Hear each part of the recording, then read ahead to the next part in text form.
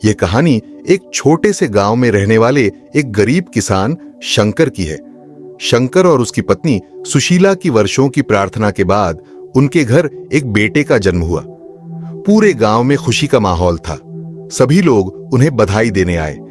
एक दिन सुबह के वक्त जब शंकर और सुशीला अपने काम में लगे थे, तब एक साधु महाराज भिक्षा मांगने उनके दरवाजे पर आए।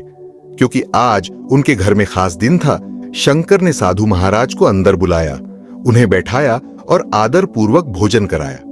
भोजन करने के बाद साधु महाराज ने कहा, तुम्हारे घर में पुत्र का जन्म हुआ है, यह बहुत शुभ संकेत है। साधु महाराज ने जैसे ही बच्चे को अपनी गोद में लिया, उन्होंने देखा कि उसके दाहिने हाथ पर एक विशेष चिन्ह बना हुआ है जो राजयोग का प्रतीक था। साधु महाराज यह देखकर चौंक गए। शंकर ने साधु की चिंता भरी नजरें देखकर पूछा, महाराज आप इतने चकित क्यों हैं? साधु ने कहा, बेटा तुम्हारे पुत्र की किस्मत में राजयोग लिखा है। एक दिन यह बच्चा राजा बनेगा और उसका विवाह राजकुमारी से होगा। यह सुनकर शंकर और सुशीला खुशी से फूले नहीं समाये। पूरे गांव में यह खबर फैल गई कि शंकर का बेटा भविष्य में राजा बनेगा। लोग उत्सुकता से उस बच्चे को देखने आने लगे। लेकिन जब यह खबर उस राज्य के राजा तक पहुंची तो राजा को बहुत क्रोध आया। राजा को यह बात बर्दाश्त नहीं थी कि एक गरीब किसान का बेटा उसकी बेटी से विवाह करेगा और राज्य का उत्तराधिकारी बनेगा। राजा ने सोचा कि वह भाग्य के इस खेल को मिटा सकता है। वह शंकर के गांव में भेष बदलकर पहुंचा और शंकर से मिला। राजा ने खुद को एक धनी व्यापारी बताया और शंकर से कहा, मैंने सुना है कि तुम्हारे घर में एक भाग्यशाली बालक का जन्म हुआ है। मैं तुम्हें बहुत धन दूंगा अगर तुम मुझे अपना बच्चा दे दो। मैं इसका पालन पोषण अच्छे से करूंगा। शंकर तो राजा की बातों में आ गया, लेकिन सुशीला ने मना कर दिया। फिर शंकर और सुशीला ने मिलकर यह निर्णय लिया कि वे अपने बच्चे को व्यापारी के हवाले कर देंगे, लेकिन एक शर्त के साथ, जब बच्चा 16 साल का हो जाएगा तब वह उन्हें वापस मिलेगा। राजा ने यह शर्त मान ली, लेकिन उसका इरादा कुछ और था। राजा बच्चे को लेकर एक नदी के किनारे गया और सोचा कि वह उसे नदी में बहा देगा, जिससे बच्चा मर जाएगा। उसने बच्चे को एक लकड़ी के संदूक में बंद कर दिया और नदी में बहा दिया। राजा को विश्वास था कि अब उसने भाग्य का खेल खत्म कर दिया है, लेकिन किस्मत का खेल अभी बाकी था। संदूक बहते बहते एक धनी सेठ के पास पहुंचा जो नदी किनारे पूजा कर रहा था। सेठ ने संदूक खोलकर देखा तो उसमें एक मासूम बच्चा था।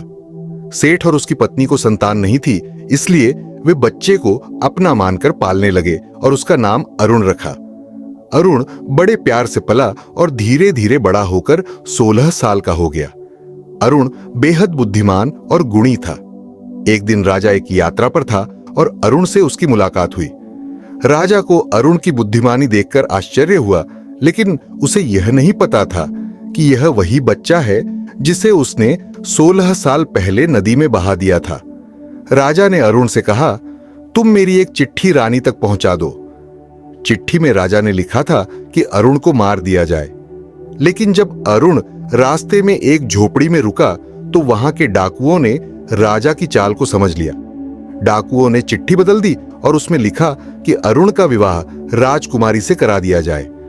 अरुण जब राजमहल पहुंचा तो रानी ने राजा की चिट्ठी पढ़ी और उसके आदेश के अनुसार अरुण का विवाह राजकुमारी से कर दिया। जब राजा वापस आया और उसे सच्चाई का पता चला तो वह आग बबूला हो गया। उसने अरुण को पकड़वाया और उससे नाराज होकर पूछा, तुमने धोखे से मेरी बेटी से विवाह किया है? अरुण ने विनम्रता से कहा, महाराज मैंने कोई धोखा नहीं किया। तभी एक महात्मा वहां आ गए जो वही साधु थे जिन्होंने 16 साल पहले बच्चे की भविष्यवाणी की थी। महात्मा ने राजा से कहा, राजन अब तो तुमने देख ही लिया कि भाग्य का लिखा कोई नहीं मिटा सकता।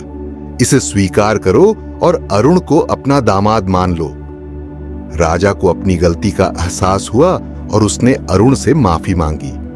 अंत में राजा ने अपना राज्य अरुण को सौंप दिया और अरुण ने राज्य का शासन संभाल लिया।